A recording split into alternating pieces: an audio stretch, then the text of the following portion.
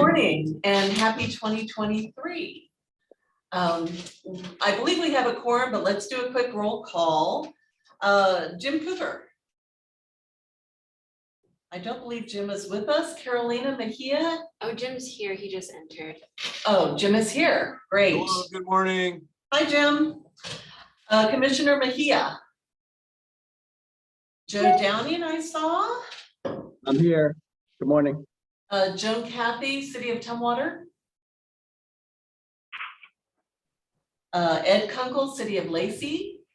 Ed is, hi, Ed. Joe Richardson, City of Yelm. Elaine Clam, City of Tenino. Steve Purcell, City of Bucota, or excuse me, Town of Bucota. Greg Schoenbachler, I think I saw Greg. Hey, good morning. Happy New Year. Hi, Greg. Richard Moon, I saw Richard. And Delroy is here. Chad Sutter. Hi, Chad. I'm here. Hi, happy New Year. David Nightingale. I'm here.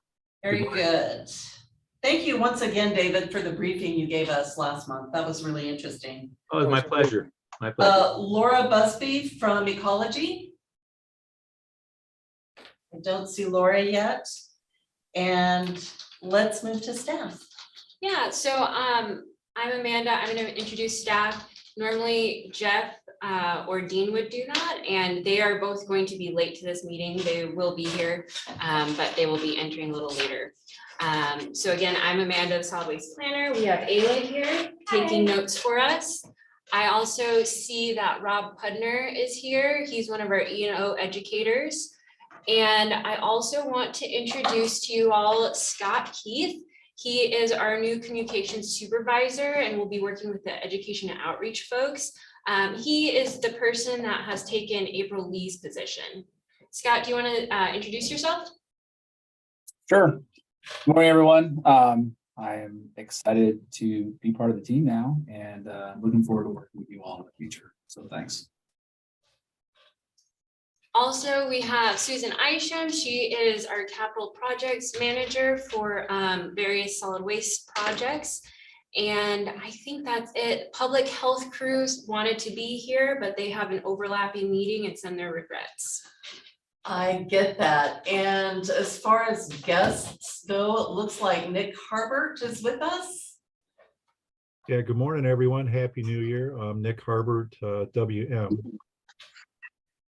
And Paul Jewell.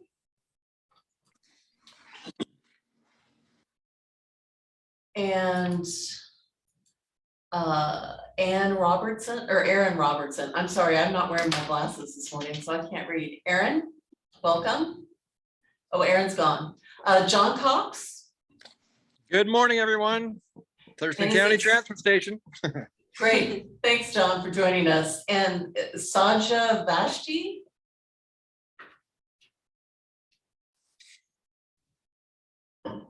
And Steve Gilmore. New Year, Steve Gilmore with Republic Services. And Ron Jones. Ron Jones, City of Olympia. Welcome. Did I miss anybody? Speak now or forever hold your peace. Okay. So has everyone had a chance to take a look at today's agenda, and can I get a motion for approval? So moved. Thank you. And is there a I'll second it. Thank you. And all those in favor, please say aye. Aye. Aye. All those opposed, please say nay. The agenda is approved. And have you had a chance to take a look at the minutes from our December 7th meeting? I'll make a motion that we approve the minutes as sent. Thank you. And do we have a second? Second. Thank you. Who did that come from? Oh, thanks, Richard. And all those in favor, please say aye. Aye. Aye. All those opposed, please say nay. The minutes from December 7th are approved.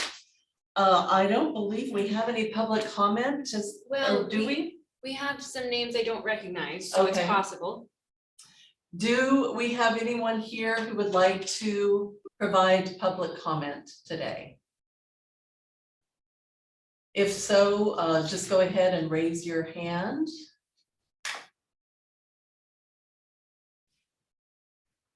I'm not seeing anyone. One more time, if you're here for public comment, please raise your hand. Okay, moving on to old business. I don't believe we have any old business. Does anyone have anything they'd like to bring up from previous meetings? If not, we'll move right into new business. And the first item on the list is a pre-session update. And I'm going to turn that over to Travis. Thank you. Good morning. My name is Travis Dutton. I wanted to, just while we pull the presentation up, I wanted to see if Paul, if you wanted to introduce yourself very quickly before we get rolling. I know Paul is on the road and wasn't able to join us today in person, so. Yeah, thanks, Travis. Good morning, everybody. Can you guys hear me okay? Yeah. Yes. Great. Sorry for not being there today, and I apologize for the last minute change. I'm actually taking my son to the airport this morning. He's headed back to Spain after the holidays, and it just kind of worked out that way. So Travis is there. He's our policy analyst. And he specializes in natural resources and works a lot in solid waste, and I'm confident that he'll be able to give you the pre-session update today. But I'm also here on the line, available for any questions and any further conversation that you guys want to have. With that, I'll turn it over to Travis. Thanks for having us today. We really appreciate it. All right. Well, thank you, Paul. Just do a real quick test. All right, perfect. Got control. All right, thank you very much. My name is Travis Dutton. As Paul mentioned, I'm a policy analyst for the Washington State Association of Counties. And I also support the Washington Association of County Solid Waste Managers, of which Jeff Bickford is a member and a very active member as well. Prior to my role here, I was the solid waste program manager for Clark County and an outreach and project coordinator for Pierce County's solid waste program. So today I'm going to be providing an overview of the 2023 legislative session related to solid waste. And Paul will be filling in any gaps or helping answer any other questions from the information I'll share.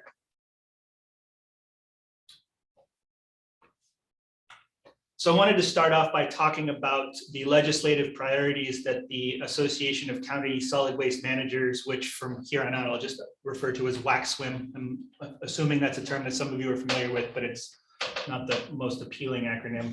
But the group worked in April to update their legislative priorities and identify which statewide solid waste challenges they wanted to focus their energy on during the upcoming session.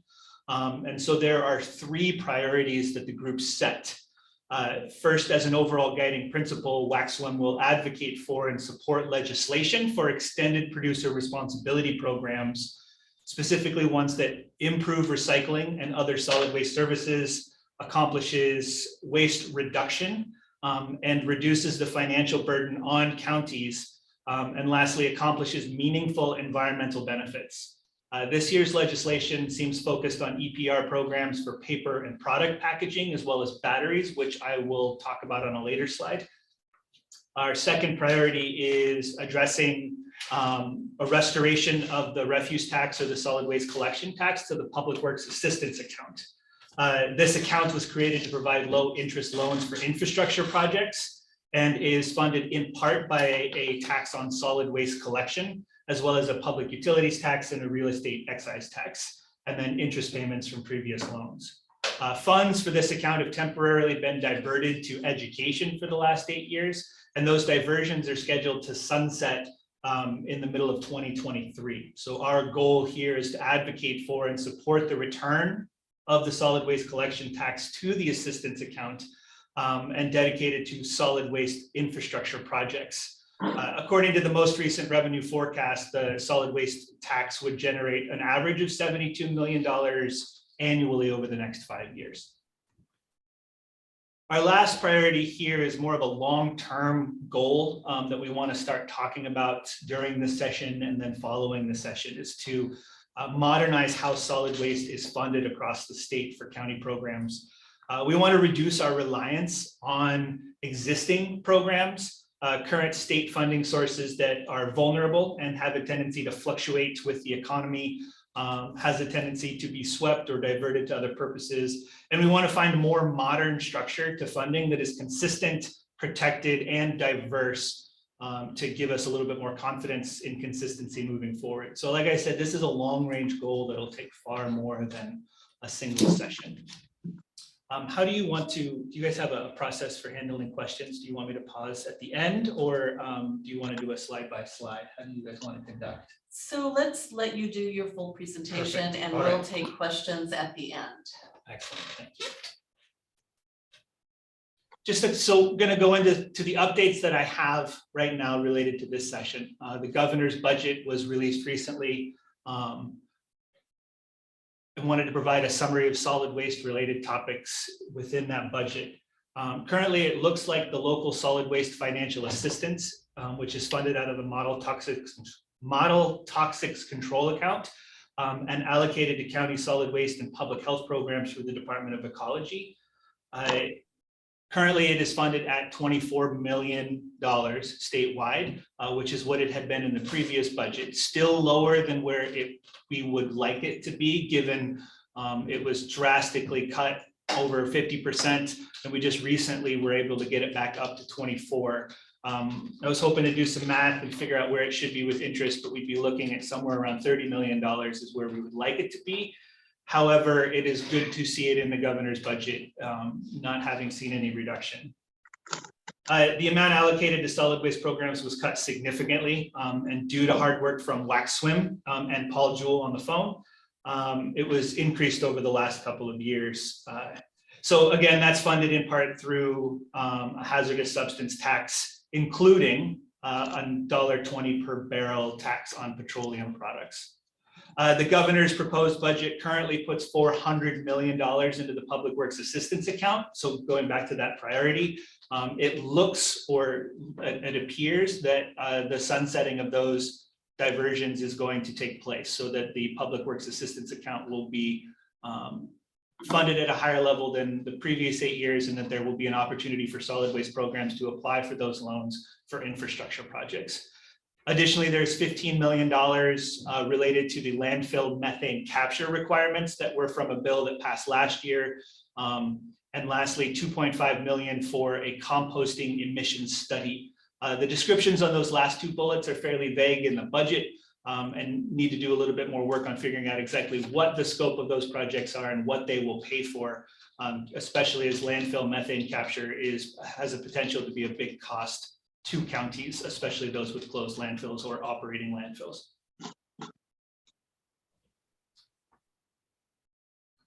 As of this morning, currently there are some pre-filed and expected bills related to solid waste. The first one is the Washington Recycling and Packaging Act, also known, well, I think it's, this year it is WRAP. Previously, it was called the Renew Act. This would require producers of packaging and printed paper products to fully fund a program to collect and recycle any materials sold in solid waste. This would include materials like plastic packaging, printed paper materials like flyers, beverage containers, and it has a pretty wide inclusivity of packaging products. It also includes increased requirements for recycled content in certain materials to increase the value of the recyclables that are collected. And it develops requirements for what a bottle deposit system would look like if the producers decide that that is the program that they want to roll out. I know that I've been working on, I've been participating with Ron Jones, who is on the call on some of the outreach and talking points for this bill as well. So hopefully when we get to questions, I know that Paul Jewell as well as Ron have been working on this, so we'll have more brains to answer some questions. So far to date, we've written a response to an early draft of the bill just to make sure that it aligns with the priorities that we shared earlier. And we're also working with Ecology, Zero Waste Washington, and the Northwest Product Stewardship, as well as some other partners on updating the language and outreach materials for that bill. It hasn't been filed yet. It is expected to come out in the coming weeks and is expected to actually be heard in committee during the second week of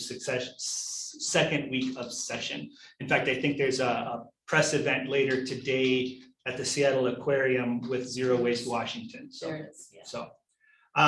Second, the battery EPR, extended producer responsibility. Similar to the previous bill, this would require manufacturers and retailers of batteries to develop and implement a take-back program for portable batteries and medium batteries. And I had to look these up, and there's a lot of different categories of batteries that I did not know about. But portable batteries are those that are single use, anything that you could travel around with. And then medium batteries would be those rechargeable batteries found in power tools or those really awesome scooters that I always get run over by every time I go down to Portland. So just some examples.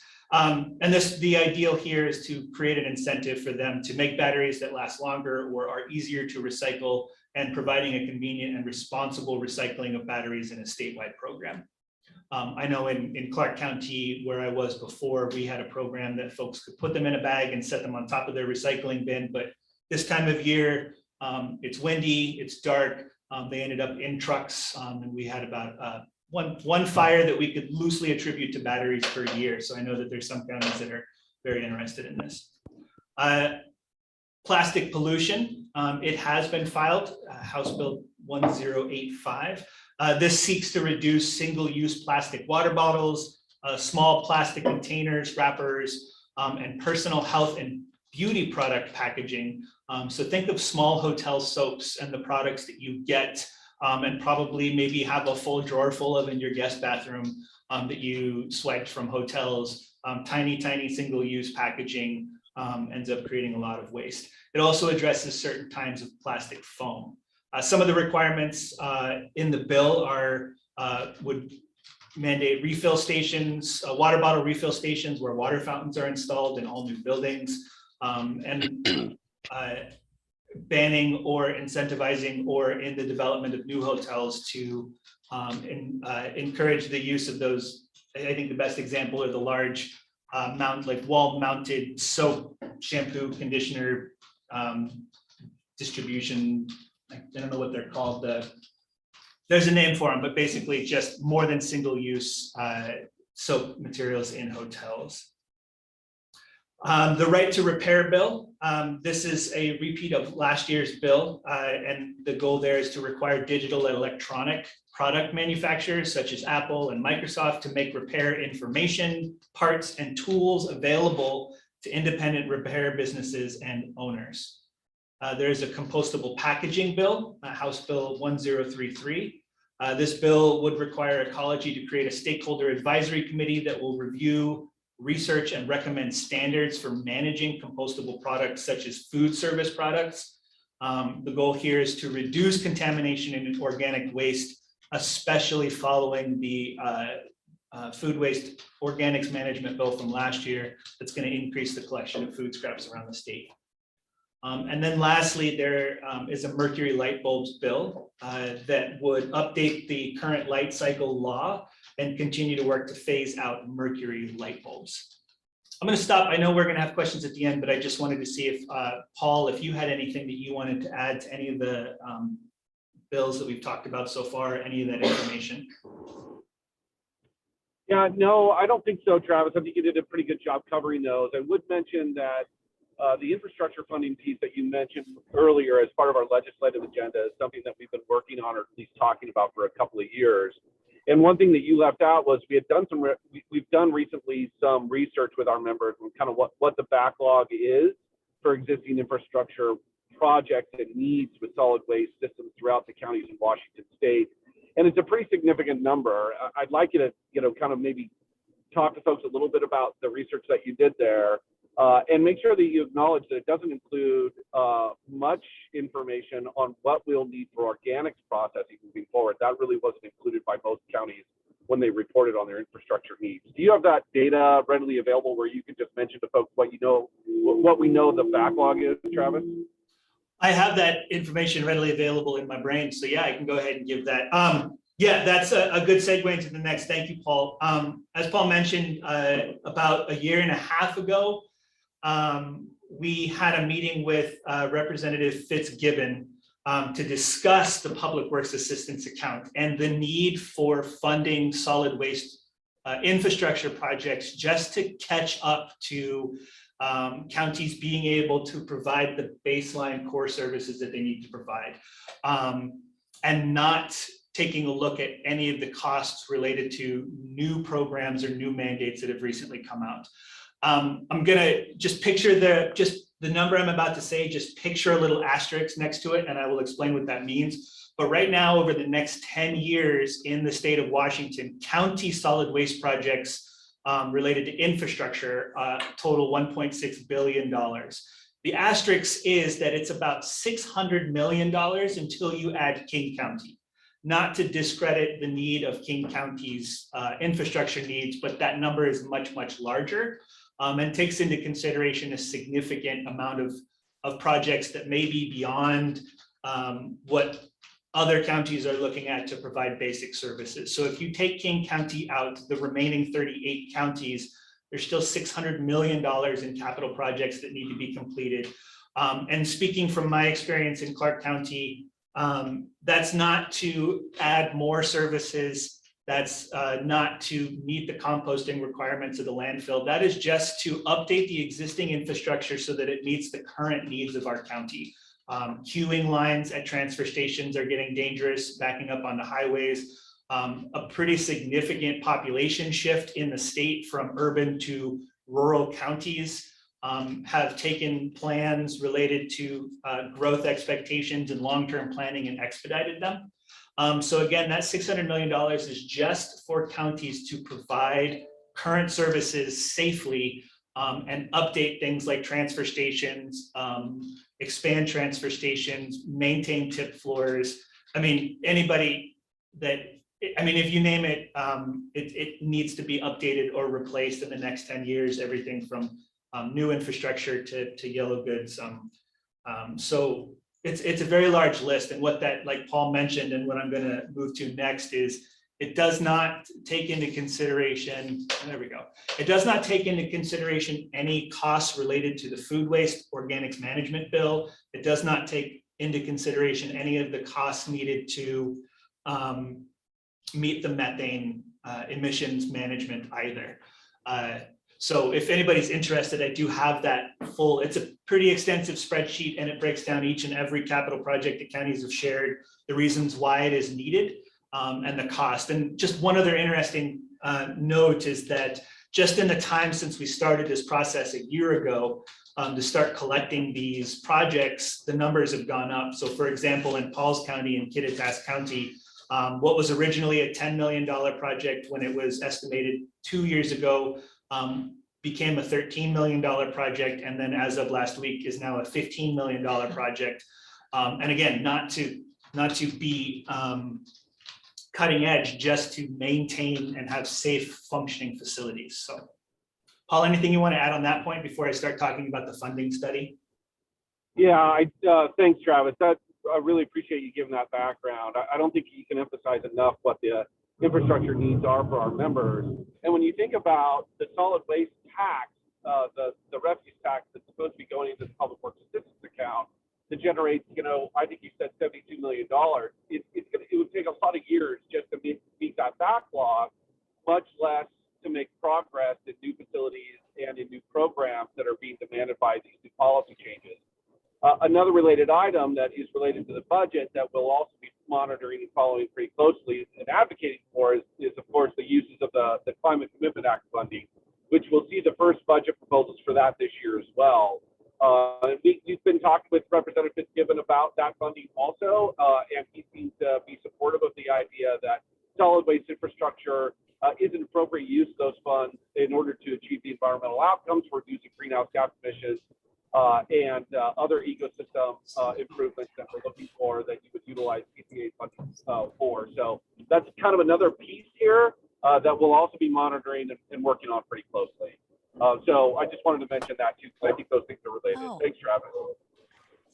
Great, thank you, Paul. So on to funding some of the other things that we've talked about. As a result or as part of the organics management bill, their ecology is currently undertaking a funding study, which I've heard members refer affectionately to as the Paul Jewell study, because Paul was very adamant that we need to meet some of our core services in solid waste prior to adding more, and that we're already planning some catch up. So this funding study was a requirement in last year's organic management bill, and it will identify what are the current funding opportunities available for solid waste around the state, and how are counties engaging with those funding opportunities. It's also taking a look at what would it cost to implement the core services model developed by WACSWM. So the core services model, the way I've been describing it lately, is what, according to solid waste managers and solid waste program staff, what are the core services that need to be provided in counties across the state? Where does, then that takes a look at everything from garbage, recycling, diversion, curbside drop off. What are the basic services that counties have to provide and need to be able to provide? So it's sort of our vision of what an ideal solid waste system would look like across the state. And so that core services model has been included into this funding study. And then it will also take a look at what are the alternative funding models and what is their viability, and what gaps are left over. And it'll also take a look at the financial impacts of recent and upcoming legislation. So like we mentioned, those capital costs that we've gathered do not include food waste. They do not include methane management. So this funding study will be taking a look at the potential cost impacts of those programs and adding it to what we need as far as funding goes moving forward. The status of that, currently ecology hired, and I never say this right, so I'm going to go slowly. I'm already off to Eunomia. That's pretty good. Eunomia? Okay. If somebody else has a better pronunciation, and I've met them and have worked with them several times, and they've said it to me, for some reason that word does not stick in my brain. However, ecology completed their RFP process this past fall with a team of representatives, including WACSWM and WASAC, and selected and contracted with this company. And then so far, along with subcontractors in ecology, they've been gathering information from cities and counties and analyzing it. There's a survey out right now for counties and cities to take to help outline the cost of service for their county. And I think Thurston County was on our list of completed surveys, so I don't need to bug anybody today about completing that for ecology. But right now, I think we're still waiting on 7 or 8 other counties to complete that survey. Eunomia and their subcontractors will be gathering and analyzing that. The bill requires the study to be completed by June 2023. And then a draft of initial findings were expected to be distributed to the work group for review in the coming weeks. And then a full draft report is expected by the end of February. So hopefully after February, drafts and more information will be coming out more broadly on the outcomes of this funding study.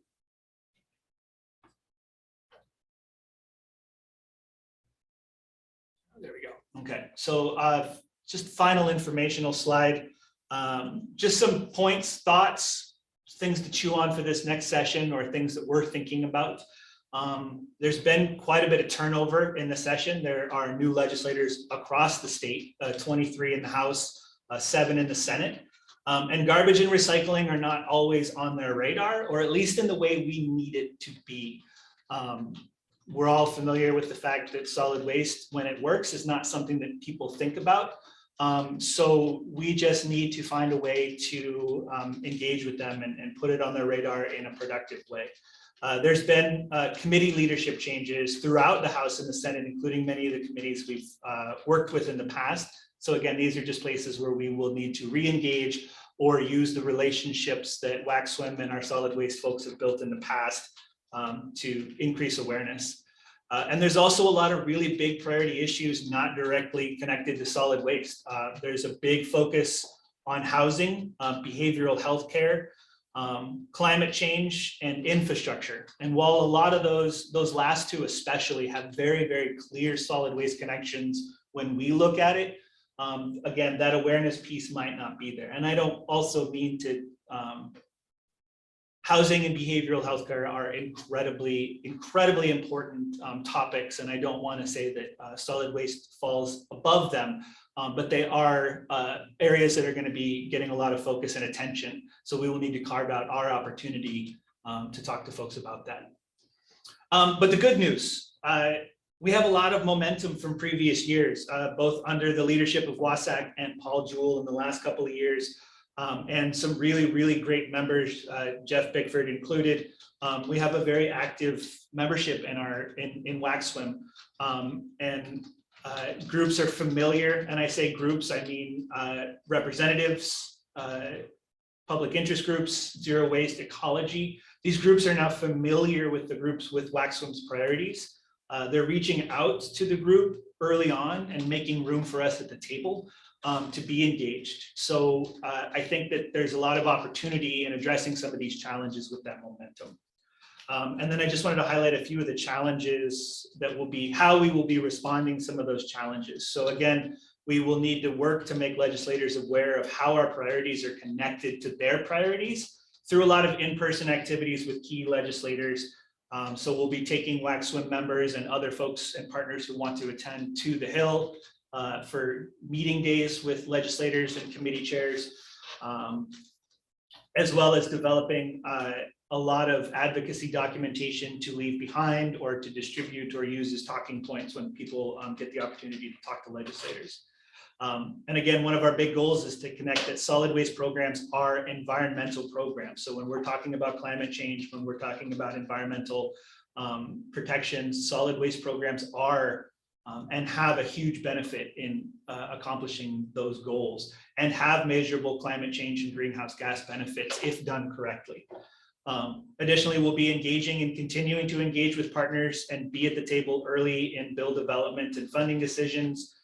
And I mentioned now we're working with the Public Works Board to talk about the Public Works Assistance Account and how we can create opportunities for solid waste programs. And we're working with Zero Waste, Ecology, and others on the EPR bills and attending tours and meetings intended to educate legislators and stakeholders. So we're really becoming part of that process. And lastly, just engaging with legislative development to ensure it continues to benefit county programs and that they are done so in a way that can be rolled out successfully within counties and ultimately create better programs with better results. And with that, here is my contact information slide, and I am complete. So it looks like Paul is still on the phone. If there are any questions, I will hang out here. Do we have any questions for Travis or Paul? If we could get you to stop sharing your screen, then we can. See, oh, right, that's, yeah. There you go, thank you. Then we can see who's out there and if there are any hands raised. That was a great report, thank you. David. Yeah, I'd be interested to hear about what your, the light recycle, what are the modifications you're looking to do to that legislation? Which legislation? I'm sorry, I missed the fluorescent lamp legislation. That I don't know all the details on that one. I haven't seen language yet and don't know what it entails. Again, that's coming from Zero Waste. So I need to look at the previous legislation. I don't know, Paul, is that something that was on your radar from last year? No, that's a new one. And like Travis said, we haven't seen a draft of the bill yet. So we'll have to analyze that once it comes forward. We can certainly get back to you on it. Okay, great. Thanks. I know there's it's a real financial issue about, you know, how to pay for and balance that program financially. Yeah, we will follow up with that. Thanks for that, David. Any other questions of Travis and Paul? I'm not seeing any hands, but I'll give you one more chance. Any questions of Travis or Paul?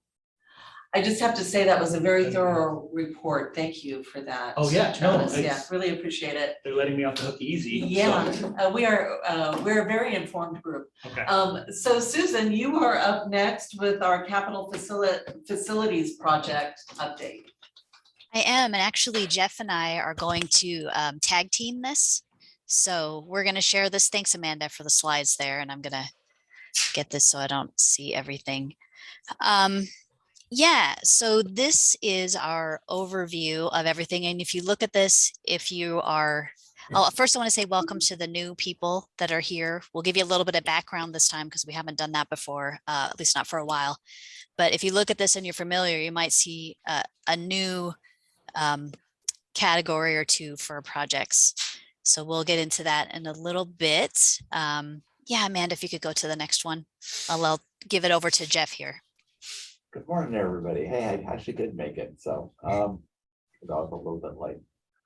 Yeah, so the first project I'm gonna talk about is our SCADA system, and I know we throw that word around a lot. So that is the supervisory control and data acquisition. Basically, it's the electronics that you can utilize to run a lot of your systems around. We use it here around, particularly at work, to run, pumps, valves, getting alarms from sensors, that sort of thing, so you can run them remotely. So we had an existing system, but it was failing.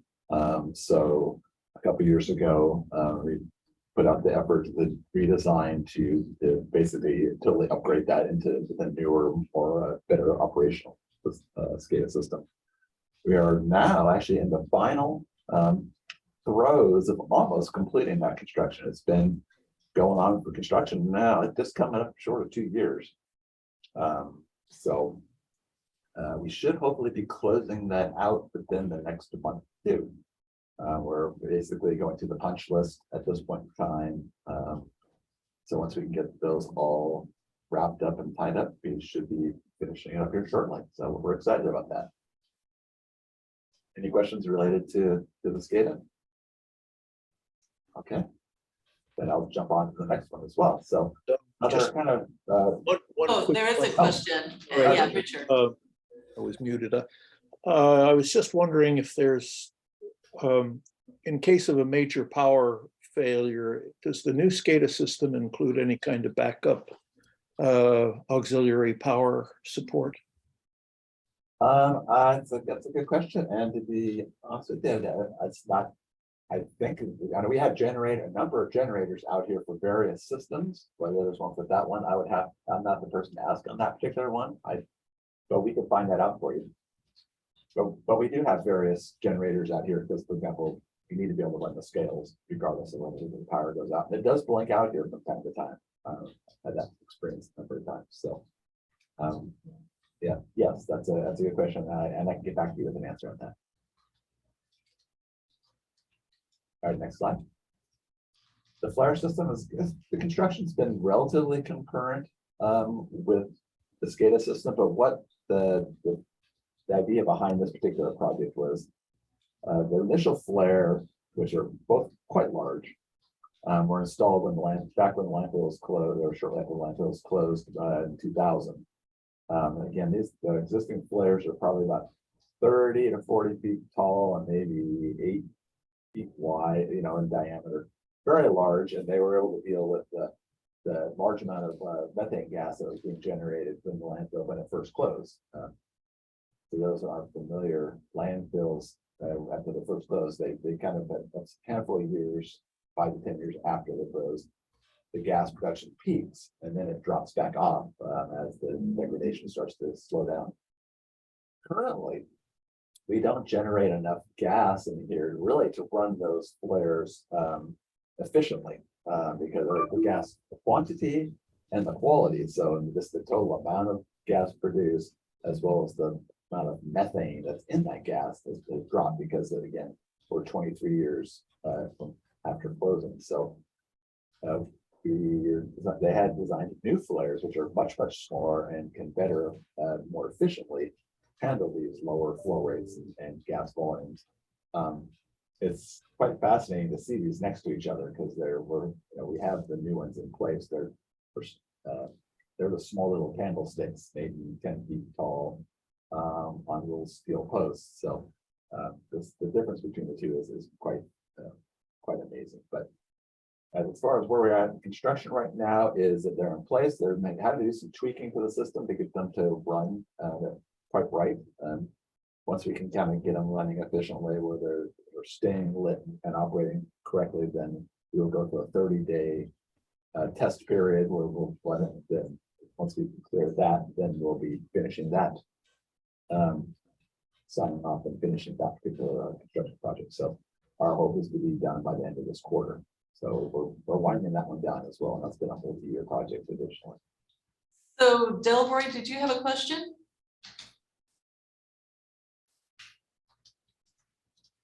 If I can get, I couldn't get off mute there. Sorry about that. Yes, I did. This always kind of rears its head, and so I thought maybe a question might help divert some question in the future. With the new gas system, it's going to be operating more efficient, probably collect the gas more efficiently. And when have you looked at the possibility of collecting that gas for beneficial use?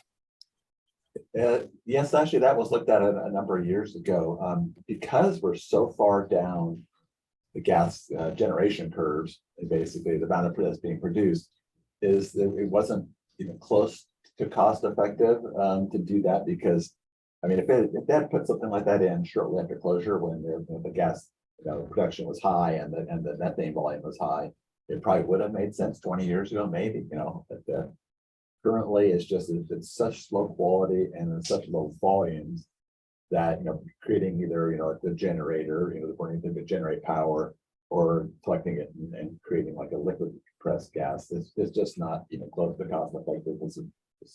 The quality and the amount this isn't there right now.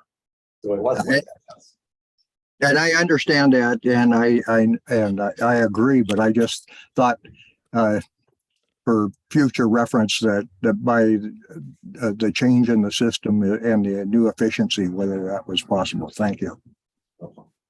Thanks. And we do have another question or comment from Joe. Oh, hi, Jeff. Thank you. And thank you, Renee. But my question was, how does the flare system at the WARC compare to the flare system at LOT? I noticed, I didn't know that LOT had one, but I had a particular vantage point from a certain apartment, and I think it runs 24/7. There's a burn off of gas at the LOT.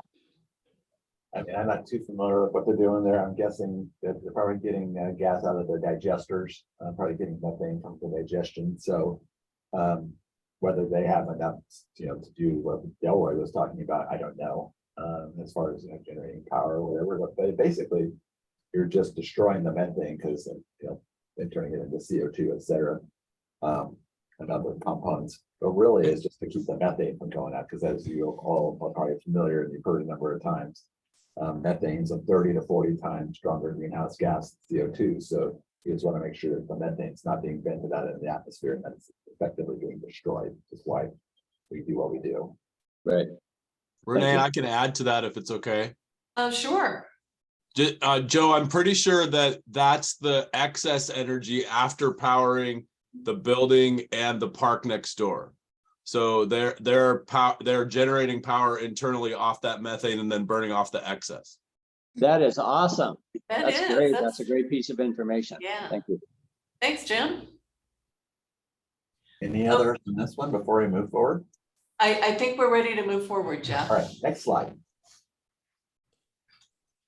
Okay, so pumps, and I'm not sure if this was mentioned before. I know we've talked about it in the past, but most, if not all of these projects came out of HDR's study from 2019, and they came up with a list of more than 20 projects of things that needed to be updated at the WARC and the Dropbox stations. So as you know, a lot of the infrastructure, as Jeff alluded to, was put in several decades ago, and pumps is no exception. So we're looking at, we have condensate and we have leachate and stormwater pumps at the WARC. And we, just a little background, we put this out to bid and received bids in June of last year. And due to COVID, as Travis alluded to, and other things and supply chain issues, all the bids were way higher than what we could actually fund or even do. So we rebid it out with bids coming in September. And even then, based on our budgeting cycle, we could only award part of the contract. So we awarded the base bid plus bid option 1, which was the leachate and condensate pumps, and Roglan's is the contractor for that work. So we put the stormwater pumps out to bid, and we've got bids coming in Monday. Yeah, for that particular portion. And if all goes well, we can have the work going concurrently, because right now we've had a certain grace period with the pumps, but they're starting to fail. And we're looking at potentially adding one of them as a change order, one of the leachate pumps. So that is what we have right now. I don't know if there are any questions about this. So Susan, this is a novice question, I guess, but what happens if those pumps fail? Well, we have one actually that's been sort of limping along, and we have what are called garbage pumps and things like that, that they put in just as a backup measure for right now. And we are looking at potentially doing that for the one that just failed, and repairing that one as a backup and getting a new one when we do the entire pumps upgrade. So it is a good question. And yeah, it's just, stuff wears out and we have to replace it. Well, I get that. I come from a world of equipment, but so we're not, so the leachate isn't necessarily leaving our system. Is that what you're saying? That is what I'm saying. Okay. We are capturing it. It's not going anywhere, because everything is monitored regularly, the SCADA, and then I think there's some in-person visits that happen as well. So. Okay. Any other questions of Susan before she moves on? I'm not seeing any, so go ahead, Susan. Okay, great. Let's go to the next slide. All right, so at this point, the main thing we're focusing on with technology upgrades is the security cameras, and that is happening at the WARC and at Rainier and Rochester. So where we are with this is Rainier has already had some upgrades. Those cameras, based on the newness of that particular site, or newer, those have gone through pretty quickly. The county has adopted a security camera standard. So getting those exact cameras has taken a little bit longer with COVID, supply chain issues, the same song. Rochester's cameras are older, and so we're looking at having to do more of a revamp there. We have a contractor on board to do the cabling, and we have ordered the cameras for both of those, as well as the WARC. So we're still working on it. It's coming together. It's just taking a little while, but it's allowed us to look at what we're capturing right now and make some tweaks as well. So, okay, no questions. All right, and back to Jeff. Okay, so WARC master conceptual plan. So this would be the potential reconfiguration. What this has to do with is back several years ago, there was a study done by HDR looking at how our facilities and assessment of their condition and potential needs, et cetera. And at that point, it was pointed out that there's a number of issues with the existing structures. So a lot of them are 23 plus years old. A number of these are built over the old closed landfill. Experienced a lot of settlement and other issues. So the study was done looking at various potential options I think we came with 4 different potential options of what you'll be talking about this here. I think the next agenda item, actually. A year ago, I think in September, October, we came forward with that report to the SWAC. So you had the opportunity to look at that, and it was presented on. We were looking at the 2 options that involved basically moving the administrative function and like the salt haul functions of the waste recovery center down to the south, kind of in the vicinity of Hazo House, down in the recycling area down there, which is on something closer to virgin ground versus being overall closed landfill. So we'll be coming shortly with the recommendation between the two that we presented last fall, which was option C and D that we presented to make a recommendation on what for one of those. So we will be talking about that again a little bit more in a minute. So I'll just move on. Okay, any questions of Jeff or Susan before we move on to the next agenda item? Doing that. I have not seen any hands pop up, so let's move on. Okay, so if you look at this slide, the first two bullets in blue we've already talked about. So where we are now is we've been trying to get portable break rooms for each of the sites.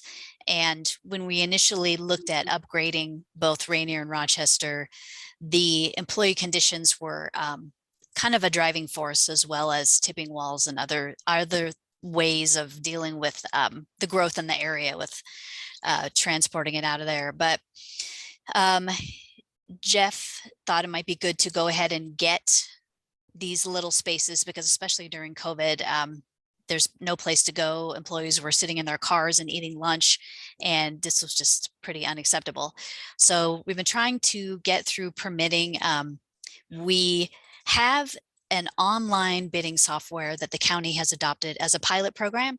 So we have put it online. The software is called Bonfire. So it's out for bid right now.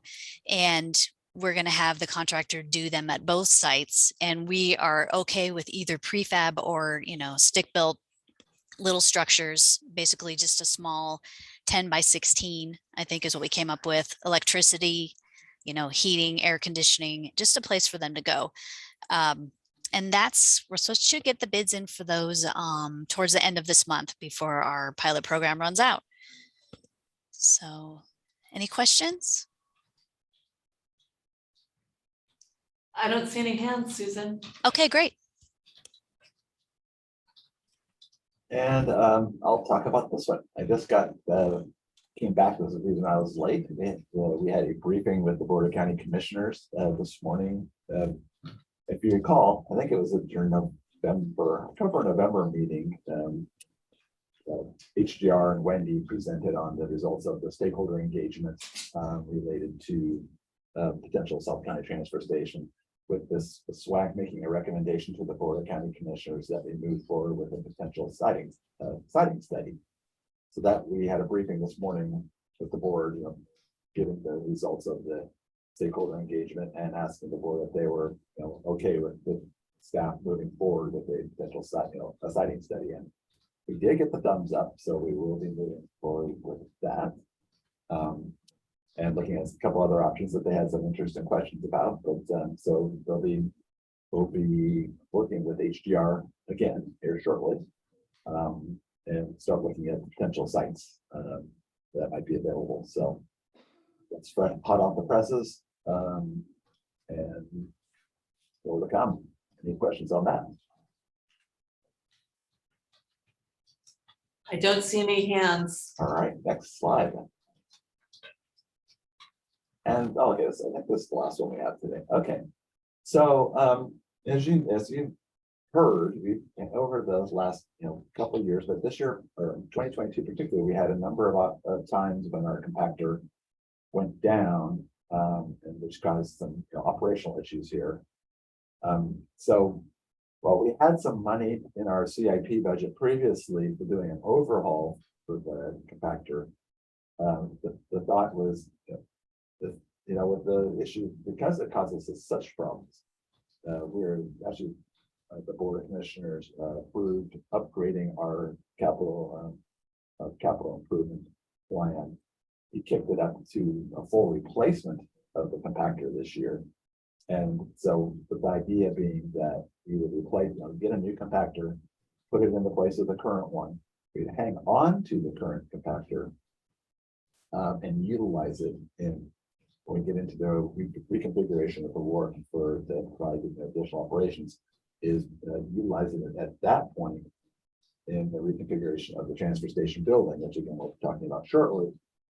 So then we would have a second compactor available, so it would provide some flexibility as well as some redundancy to the system. So if one were to be down for maintenance or go down, the fail and go down for a while, as we would have a second compactor to be able to continue operations, or in future years as population and waste stream growth continues, you could potentially run both at the same time if you needed to be able to handle any surges and that kind of the waste stream. So I know the staff is putting together, looking at putting together RFP or bid package.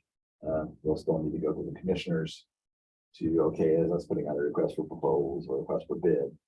But the goal would be to get that done hopefully this calendar year. I do know from what I've heard, the lead time on which you put the order in is a good solid 9 months or so that you receive it. So yeah, that's sort of looking to move forward with that. The board approved our budget request change back in December 16th. So we have now budget authority to move forward with this project. Any questions related to that? I'm not seeing any hands. Perfect. I think we're done here, unless there's any other questions just in general. Any questions of Susan or Jeff before we move on? I'm not seeing any hands either electronically or real hands out there. So I think we can move on. Dean, you are up with our master plan briefing. Thank you. Good morning, everyone. Wait for PowerPoint to load here. So as Jeff mentioned, last fall, I guess it was, you as a committee looked at 4 options for this master plan and narrowed it down to 2. And those 2 options from that original consultant report were options C and D, which we'll refer to here in this presentation. Next slide. So a little background, HDR was that consultant that we used to create layout options, and basically 4 originally got narrowed down to 2, and that was sort of where I picked this up. And my exercise here was to basically look at the both options out 10 years and even moving it out 20 years in some cases, just assuming that the 10-year contract with Republic, which begins this May, got extended. Most of the numbers that you're going to be seeing here is just assuming a 10-year contract. So I tried to stay conservative, consistently conservative. Next slide. So why do we need to redesign the work? Basically, the bullets you see on the left are goals of the project. Removing the existing infrastructure off the closed landfill cells, very important. And at the same time, looking at population growth, increasing capacity for the customers and customer waste, as well as increasing safety of customers and staff. One example of that would be, right now there are certain points on the work property where public customers, self-haulers, kind of mix with commercial haulers. So we know from data historically on transfer station safety that that's usually something you want to try and get away from. Next slide. So just in sum here, option C was a plan to create 32 or 35 kind of Z-wall compartments. So basically you can imagine 35 open top containers, and just as they do at Rainier and Rochester, as well as our self-haulers at the work, people back up and dump into them. So it's just basically making more of a Z-wall. kind of design. Next slide. Option D, on the other hand, was really increasing the landfill, or excuse me, increasing the tipping floor area. So the tipping floor that exists there now would be added to, and that would allow for all of the waste to be covered. It would allow for enough room for self-haulers to tip in this new covered area. And it would also allow for more tipping spaces for commercial customers. So option C, again, Z-wall, exposed to the elements. Option D, increasing the covered tipping floor.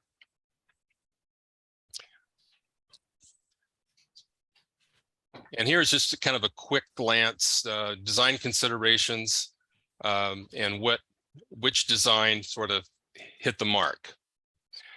And you can see here just several things here that we considered, including carbon emissions. When I was going through this exercise, I spoke with Republic and asked them specifically about their plans if we went with option C and had the Z-wall, knowing that that was not going to be compacted waste. Were they planning on taking those uncompacted boxes down to the tipping floor and compacted them? And we know every time we add a step or touch the waste, the cost goes up. And they said no. They said we would compact it as best we can, perhaps with an excavator bucket, and haul it. And so as we know, compacted versus uncompacted waste, there's quite a tonnage difference.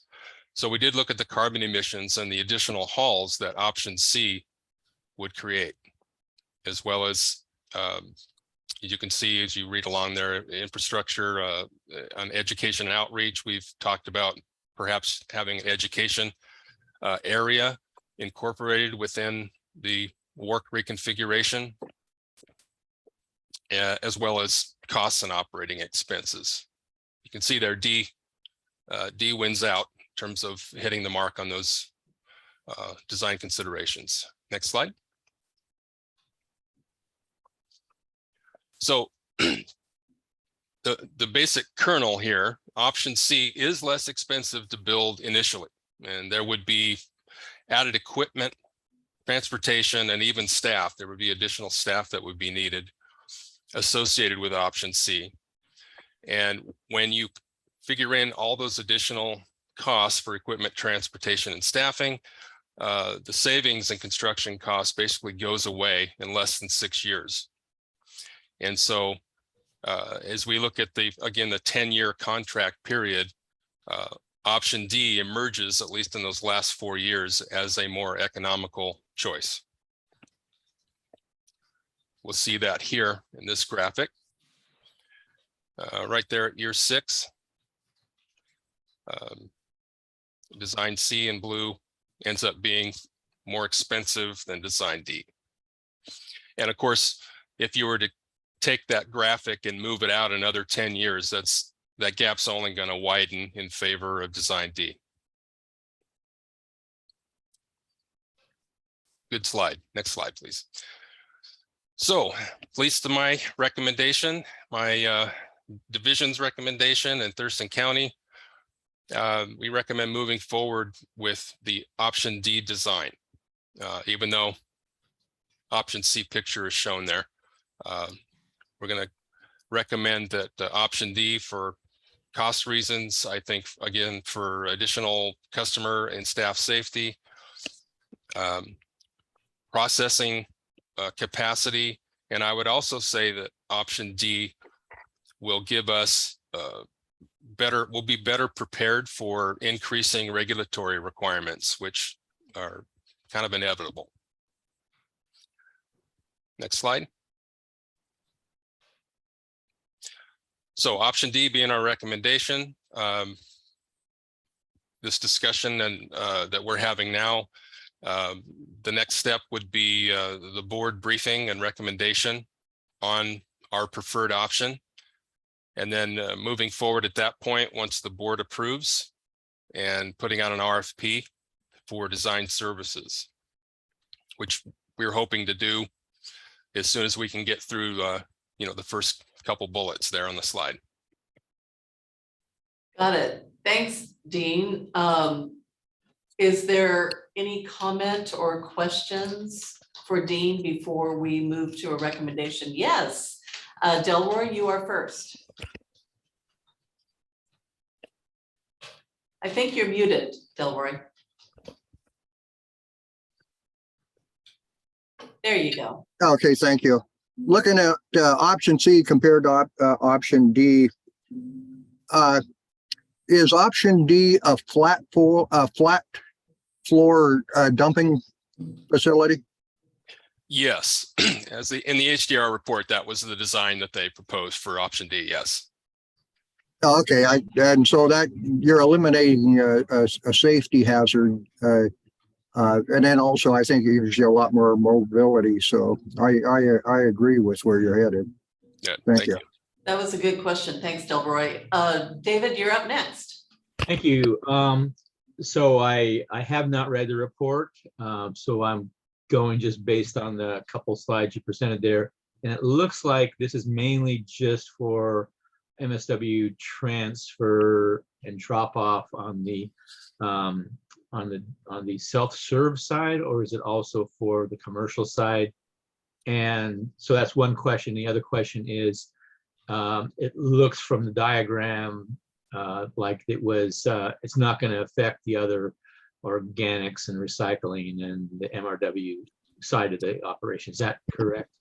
Okay, so from the commercial side of things, commercial really won't change in those two options. They do what they do. Self-haulers would basically, in option C, the existing Z-wall area where it is now would be expanded. In option D, actually, I know it's hard to see there, but the proposal from HDR was that they would actually come in, self-haulers that is, they would have a separate entrance that would run by the Hazo house. And as they made their way toward the existing tipping floor, the actual organics area would be on their right. So where a lot of the containers are being stored in the back of the tipping area, there'd be a larger organics area and they'd be able to tip there and leave, or they can drive by, go to the tipping floor to offload. Okay, that makes sense. Thank you. And have a separate exit coming out the Hazo house way again. Yep, saw that. Great. Thank you. Yeah. Great, thanks, David. And Greg. Hey, thanks. Great report. On the differences between C and D, first of all, I think it's anytime you can put anything undercover in this country, you're way ahead. If you can avoid being outside is kind of crazy. But the other trade-off there, was there any consideration for additional leachate generated from an outside facility versus an inside facility? We actually enclosed almost 5 acres of Silver Springs put it under a roof, I should say. And a large portion of that pro forma was based on the cost of handling that leachate once we have contact water. Was that a factor in the outdoor tipping wall versus indoor tipping? It would have been had the financials not sort of worked out. I think we would probably have to dig deeper and look at the costs for capturing contact water and keeping it separate from stormwater and all that. We just never really got there because option C financially just fell in second place pretty squarely. Yeah, you made it without that, but it would have been an additional cost. Yes, definitely. And another way of preventing increasing regulatory requirements, which could impact that too. So cool, thanks, appreciate it. Yeah. Thanks, Greg. Jeff. Yeah, just to add on to that. So in both C and D, the organics are outside, they're outside now. So it really doesn't change, and of course they're there briefly now. So they're ground and then they're gone. So that, obviously there is low leachate, but it hasn't started to compost yet. But so that's basically going to be the same as it is now. Really the big difference, as far as the garbage goes, right now our tipping wall's outside. In option C, it's outside, so it's kind of status quo as far as leachate generation as it is now. Well, where we see the benefit is in option D, related to the leachate, related to solid waste. So that's the spot we see the gain, really.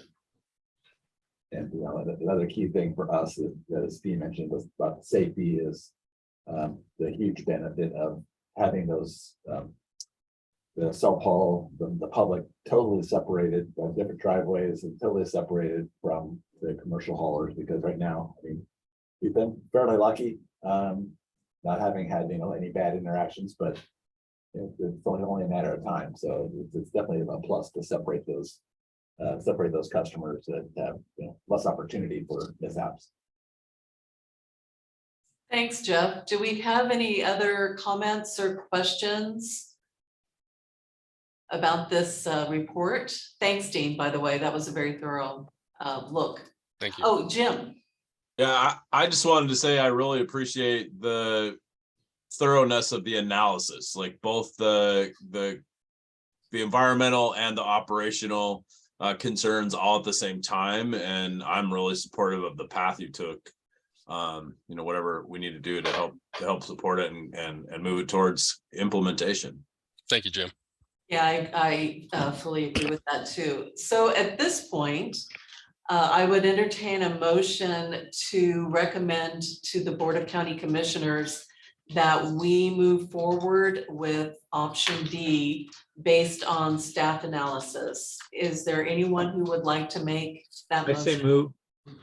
Thank you, David. And do we have a second? Second. Thanks, Greg. And all those in favor, please say aye. Aye. Aye. Aye. All those opposed, nay. Hearing no nays, we will make that recommendation to the Board of County Commissioners. Thanks once again, Dean, for that very thorough report. Really appreciate it. That helps us so much. And with that, Jeff, you're up again. Okay, great. Hey, well, first off, thank everybody for your consideration. We're excited about moving forward with it. It's an exciting project. I think it's going to make this facility operate better, as well as set us up for the futures. I mean, the county is only continuing to grow, and at times we can be at capacity. This will help us expand our capacity, keep everybody safer. As I mentioned in the previous piece I was talking about, by expanding that building allows us to put a second compactor in. So it's going to set us up with a little additional redundancy to be able to manage the waste further out in the future. So we're excited about that. So with that, I'll jump into the manager's report. I just have 3 items for you today. The first is, if you recall, we just recently had a meeting a couple months ago that Dean was up with in front of you with this compost procurement ordinance.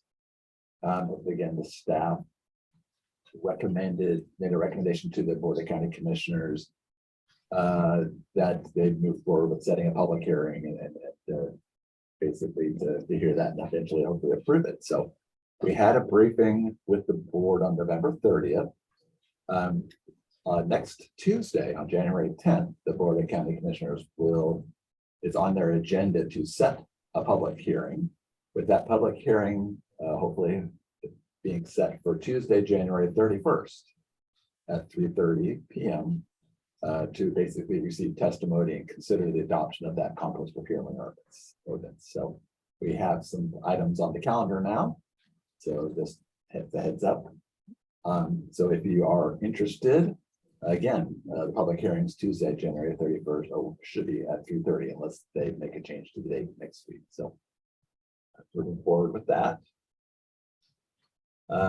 Education and outreach, we just recently hired. Most of you are familiar with April Lee, who was our communications supervisor, our education outreach supervisor. She left for another position back this last fall.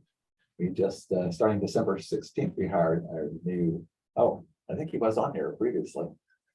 Scott Keith, did he get introduced at the beginning? Yeah. He was with us earlier. Okay, good. Yeah, he is. So he filled that position, started December 16th. So we're excited to have Scott. We're also interviewing we have 2 empty ENO2 positions available. I do understand we had some interviews yesterday and some good prospects. So hopefully we'll be getting those positions refilled again shortly as well. So And then all we have left is an education outreach, one position that we would go after that. So getting re-staffed up in that area. So we're excited about that as well. And lastly, just to get a little recap on this last December's winter weather events. We had some snow, freezing rain, a bunch of other things going on. So just to say that we were not negatively impacted from the snow and freezing rain events that that caused a lot of issues with some area roads, various utilities, power outages. Basically, all of our sites were open and operational during the normal working hours. Thankfully, we didn't have any substantive issues at any of our sites, which we're very thankful for. Public Works' traffic operations group I'll give them a little shout out, was very helpful. They basically come in first thing in the morning. They would start here for work because we keep some equipment here. They sand and de-ice the work, and they head straight out to, if it's appropriate, we're near Rochester, plow and sand and de-ice those locations, and then move on their way to other areas. So we were able to operate without any problems this year. So hopefully keep doing that. So we have a good rapport with those guys, and they're helping us out quite a bit. So it didn't affect us at all. And that is my report for today, unless anybody has any other questions. Delroy. Yes, Jeff, I was wondering if there was any further reporting to be done for the rail issue. Is my understanding there are still a few rail companies out there that have not settled, and and that could have a far-reaching impact. I just wonder if you had an update. Sure. Actually, as of this was in early to mid-December, there were 4 of the, I think it was like 13 unions that had not approved their contract. But before the deadline that they were saying, I think it was like the 15th or 16th, somewhere around there, before they had the opportunity to strike, Congress stepped in. And they basically, and then the president signed it, that basically forced those 4 unions to accept the terms of the contract that the other 9 unions had already accepted. So everybody is settled. I think I forget how many years this contract is for, but it's several years, but so we should be good as far as not having to worry about a strike is concerned. So yeah, big sigh of relief from everybody over here. I'm sure if everybody at Waste Connections and the public as well. They're happy that that's not very likely now. Yeah, as far as shipping containers coming, we've had good success as far as getting plenty of containers. We haven't had any rail issues as far as moving waste back and forth and getting more containers here at the facility to keep up with the flow of waste that we do get. Thank you. Thanks, Delroy, for that question. I think we have a response from Republic in chat. Can we take a look at that? Yeah, it was a 5-year contract. Okay. Thanks for that, Steve. Any further questions of Jeff and his report? If not, do we have any announcements or comments for the good of the committee? Yes, Greg. Hey, thank you. Yeah, so I just want to make you guys aware. I got a call from a gentleman named Muhammad Ayub. I think it's AYUB out of Yum. He's a doctor, I think up on the military base. And he's got a small farm, and he's been taking in yard waste and some other organics for the farm. And he recently had some enforcement action and NOV from the Thurston County Environmental Health Department. And so he reached out to me knowing that I was on SWAC and the ag representative and so forth. And so I'm just kind of going through this with him and looking at what he's got there. I let him know that we're really just an advisory group for the commissioners, but I'm certainly trying to help him work his way through this. I just want to let you guys know because it was related to the board. So I appreciate the heads up about that. Thank you, Greg. What's the issue? Okay, yes. So he, he was taking in this yard waste and other organics under an exemption allowed under, it's the WAC 350, 273, 350, 220 rule. And a new inspector came and thought that he was out of compliance in that, and it's not up to me to say he is or is not. But it was really kind of how he was around how he was handling it and or not handling it and volumes and so forth. So he's since immediately, and he seems very responsible and responsive. He shut off all incoming materials, and I gave him some personal recommendations, not from our group, obviously, but on how to manage this and how to kind of get through it. And I'm going to talk with him again and see how he's doing and just follow up with him. But it sounds like he stopped at least the initial problem, which is receiving, and then he'll work his way through with Department of Health on how to proceed. Thanks for that further explanation. David? Yeah, I just wonder about, oftentimes we get a statistical breakdown of the current operation and trends and that sort of stuff. And is that, I know there's some modifications happening with that. When would we expect to see the next version of that, Jeff? Are you referring to the monthly tonnage and customer count that Amanda sends out? Yeah. Well, you should. You'll have the most recent one here shortly. I just saw it to give it a review yesterday, so you'll probably be following up this meeting. Okay, great, thanks. Thanks, David. Oh, and can I add something? I will have House data added to our monthly report starting 2023, so we'll start new with that year. I know David's looking for that data, so we'll have it on the 2023 reports. Great. Thanks, Amanda. Any other comments, questions, announcements? I'm seeing no hands. Hi, I just wanted to say, Yes. I made it onto your meeting late. I had to join from our all staff at Public Health and Social Services, but I wanted to let folks know that I had shown up partway through Dean's presentation. Thank you very much for Thanks, carrying Chris. on. Nice to see you. Nice to see you too. Anything else before we adjourn for the day? I'm not seeing any hands. So with that, thanks for joining us. I believe at our next meeting, we will be electing officers one more time. And so if you would like to serve, make certain that Amanda and Jeff know that. And with that, this meeting of January 4th is adjourned. Thanks, everybody. See you, everybody. Thank you. Great to see you all. Good to see you.